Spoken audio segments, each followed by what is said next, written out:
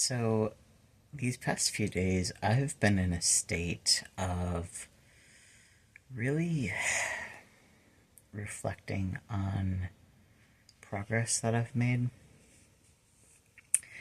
And honestly, ever since I had art therapy on Wednesday, and one of the things that my art therapist sort of helpfully pushed back on about was my needing to celebrate the progress that I've made and needing to give myself credit where credit is due. And ever since that conversation, it was a very powerful conversation. Ever since that conversation, it's been like I've been having these moments of like it's like I'm not able to ignore or like turn a blind eye to the amount of progress that I've made anymore. Like I have been in a state of kind of not really paying attention to it while also still making progress and growing. And now it's just like I can't avoid it anymore. And I want to talk about that tonight. I want to talk about tonight's experience with that specifically. If you've never seen my face before, hi. My name is Oliver or Ollie. Real quick visual description here. I am wearing a light blue hoodie with the hood up. You can still see some of my facial hair. I am laying down on a white and gray blackish pillow. And I am fidgeting with a little fluff ball in the non-binary flag colors. So I have been having multiple moments. As I said, I've been having multiple moments of really just noticing and not being able to ignore the amount of progress that I've made. And tonight's moment, I happened to look over and saw this book about sailing, which was a gift from my dad. And it reminded me of a very specific moment when I was sailing this summer. In the area that I'm in right now, there is a community sailing center that allows people to go on sailboat rides without necessarily having to own or like it's a great resource. And I there was an adaptive sailing event there, which I went to because I know you probably haven't ever seen it on this channel, but I currently use a wheelchair to get around. And so I went to this adaptive sailing event and just absolutely fell in love with it. And I went back again and again. And one of the times that I went sailing, just not necessarily at the adaptive sailing event, but just using the resources available to me as best I could. And I ended up going sailing with this little Italian woman who we were practicing the person overboard drill or like training, which for me was the first time that I had ever, like, I hadn't previously been exposed to sailing before that. I mean, to that part of sailing before. And so I was a little bit on edge already, but this little Italian woman was one of the people who was in the sailboat with me and a few others, and like every other word that she said was an apology. And at first it was like, okay, this is fine. It's a little bit excessive, but it's fine. And then, like, over the course of 2 hours, she's probably never gonna watch this. Oh well. I Nope, I just derailed myself. Bring it back. Bring it back. Over the course of 2 hours, there was a little bit of like worrying about what would she think if she saw this, but like that's not the point of this video.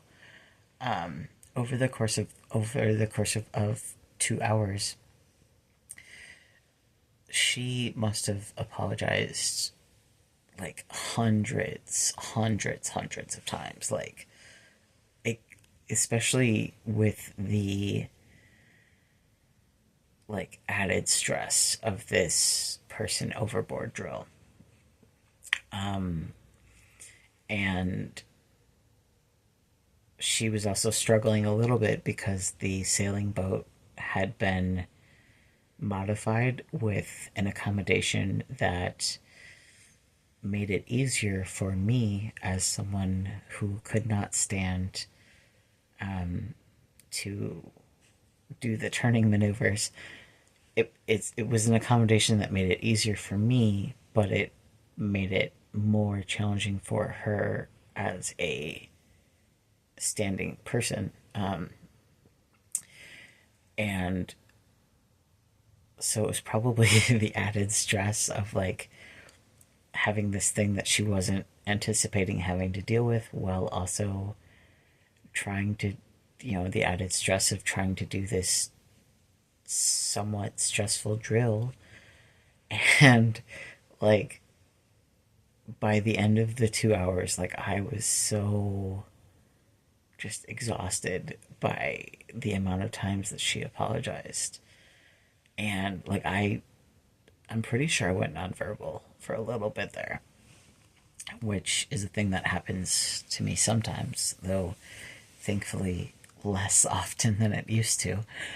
But so it was a rough experience, as is holding this above my head. But choices were made, and now we're gonna see it through. Uh,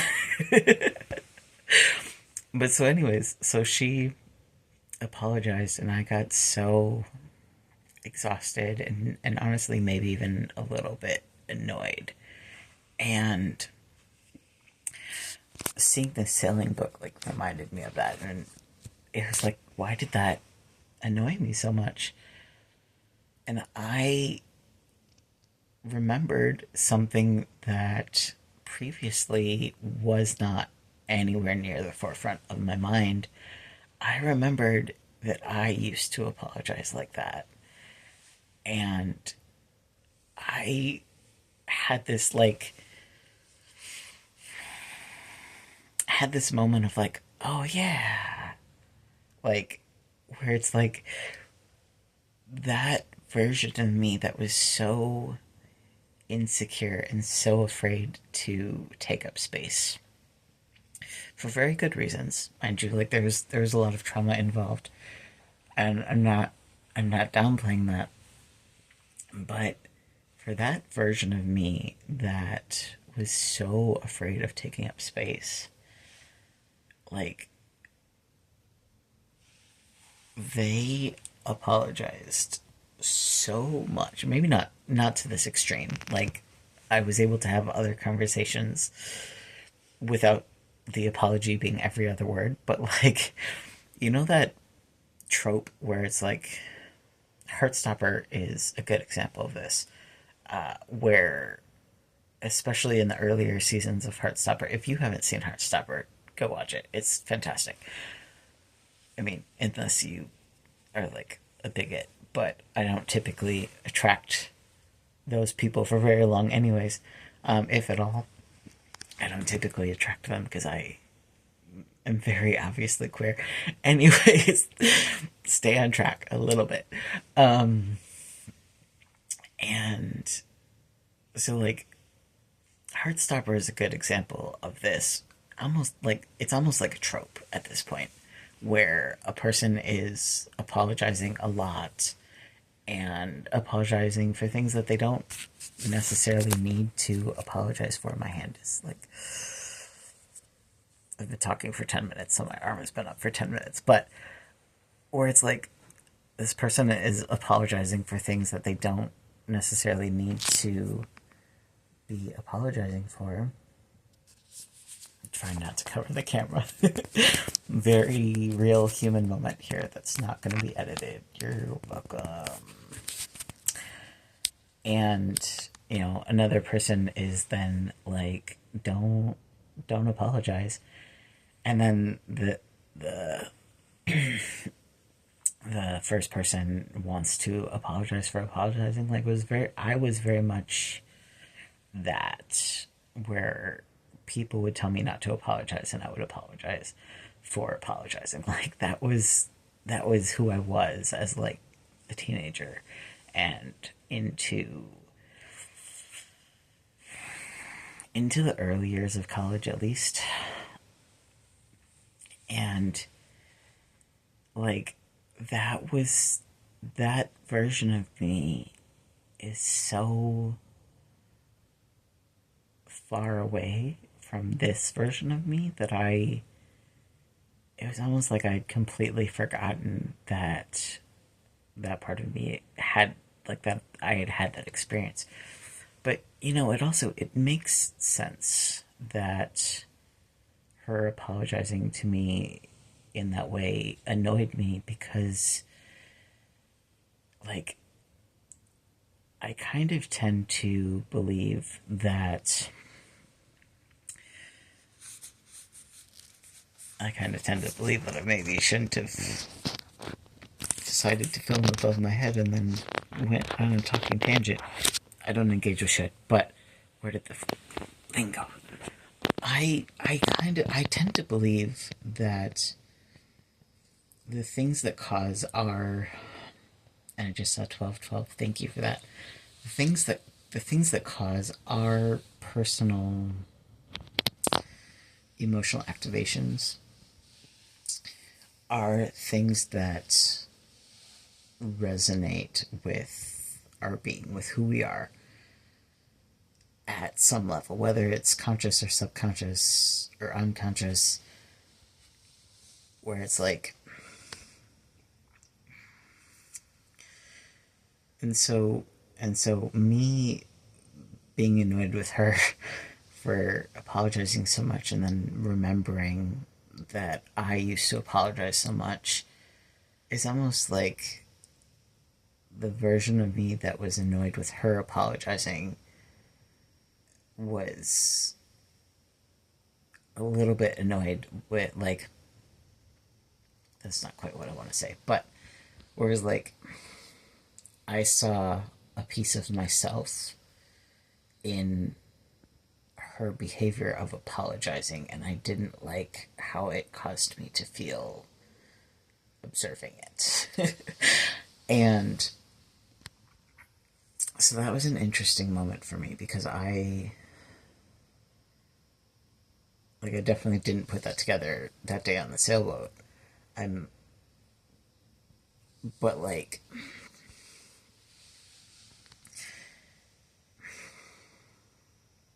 it's interesting. I was on, even when I was getting a little bit off track and derailed sometimes, I feel like I at least had a point that was like somewhat guiding me, and I feel like I just, like, it was there.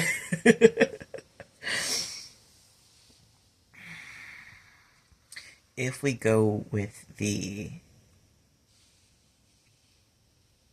theory, statement, belief that what we see in each other, that other people are mirrors in us, and that what we activate within each other is a mirror back to see ourselves, then that makes sense that I had that exhaustion with that experience, that I had that annoyance with that experience in the moment. And, like, she's a lovely woman, but, like, it was rough. And it makes sense that that would be a challenging experience for me because I was seeing the other side of, without realizing it in the moment, of course, I was seeing the other side of how I saw myself and how I was seeing a behavior that I did in the past and being on the other side of it where I wasn't doing that behavior anymore, but I was seeing how it was affecting other people by how me being on the receiving end of that was affecting me. I feel like you get it. I completely lost the plot. Like I can tell that I'm like digging around right now trying to find the point again and I'm just not, like I feel like I'm just like dancing around it. But so hopefully this made sense. Hopefully it was helpful to you. I'm gonna stop talking now. I love myself. I love you. I hope that wherever you are nourishing and replenishing yourself. And I hope that if you have anything extra to give, that you are nourishing and replenishing your community. And I hope that you are allowing your community to nourish and replenish and support you as well, because you are worthy, you are enough, and you are loved. That is way too much eye contact there, but I meant what I said, and it was important to say it with eye contact. So, thank you so much for watching.